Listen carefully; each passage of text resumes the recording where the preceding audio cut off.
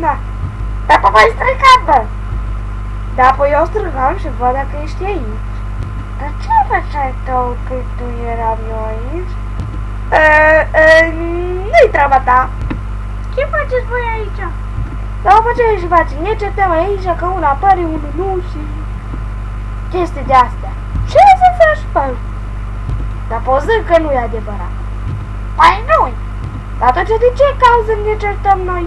Din cauza că tu ești un trocalău. Mai dă-te dracu. Nu vă certa, este o soluție pentru toate. Pe ce soluție? Și ne dăm cap în cap? Și ne vedem ce idei sunt în capul altuia? Dar cu capul pidal măta. Mai dă-te dracu și tu. Măta. Fuchioai. M-ai jignit. Cu ce? M-ai jurat.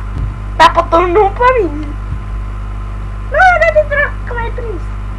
Nu, s-a lămurit totul. Nu chiar totul. Cum? Pentru că n-ai plecat de aici. Bine, o să plec. Doar dacă spui ce... cum ți se pare această poză? Să-mi bag bip!